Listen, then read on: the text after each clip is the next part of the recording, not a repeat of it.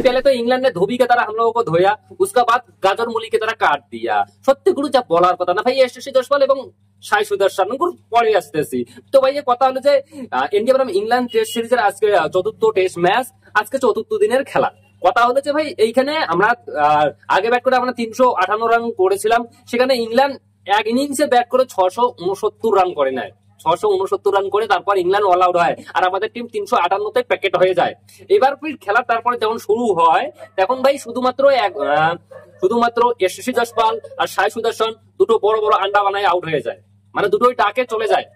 আর আমরা আসছি test series জিতে। ভাই আমি একটা জিনিস বুঝি না, যখন তাকে গতি ভাইয়া আমাদের মানে টিমের হেড কোচ হয়েছে তখন তাকে আমাদের কি ঘোড়া লেগে পড়িয়েছে সেটা উপরলাই ভালোভাবে জানে। তার কারণ দেখো না, আমরা অস্ট্রেলিয়ার সঙ্গে গটারগ্রস্ত সিরিজ হারলাম এবং নিউজিল্যান্ড আমাদেরকে এসে কুটি গেল, এবং এখন দেখতেছি ইংল্যান্ডও আমাদেরকে কুটি যাচ্ছে, মানে ইংল্যান্ডও হারাই চলে যাবে। তার কারণ আজকের ম্যাচে দেখো আশা করা যায় না। তার কারণ আমরা যদি দেখি তো এখন যদিও খেলতেছে কে রাহুল 80 রান বানিয়ে খেলতেছে, সুমন গিল 71 রান বানিয়ে খেলতেছে। ভাই এখানে কথা হবে এসএসসি জয়সওয়াল এবং সাই সুদর্শন কিনে। তার কারণ এই দুজন ব্যাটসম্যান এত মানে ইংল্যান্ড 669 রান করেছে, এই দুজন ব্যাটসম্যান যদি একটা 50 করে তো রান করবা গুরু।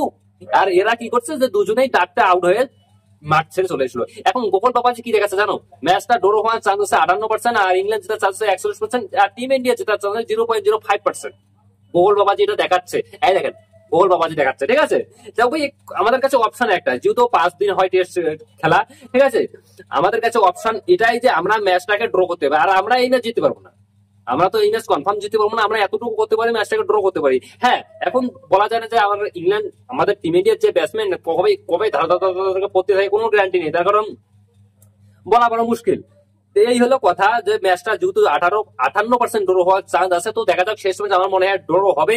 হ্যাঁ কালকে যে পুরা দিনটা আছে, কালকে কিন্তু পুরা দিনটা আমাদেরকে ব্যাট করতে হবে, ম্যাচটা ড্র করতে হলে পুরা দিন ব্যাট করতে হবে।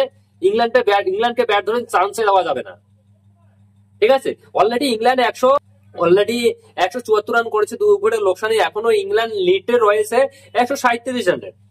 137 রানের লিড একটা কিন্তু বড় সড়ো লিড।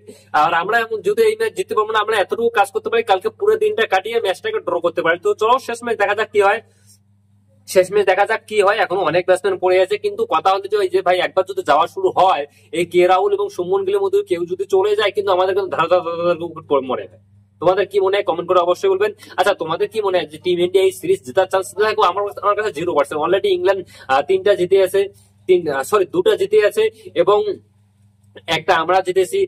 আজকের ম্যাচটাও যদি মানে গতকালকের ম্যাচটা যদি ইংল্যান্ড জিতে যায় তো ভাই টিম ইন্ডিয়ার নো চান্স। একটাই অপশন আছে, ম্যাচটা ড্র করতে হবে, তাহলে হয়তো আমরা সিরিজটা ড্র করতে পারি। তো দেখা যাক কি হয়।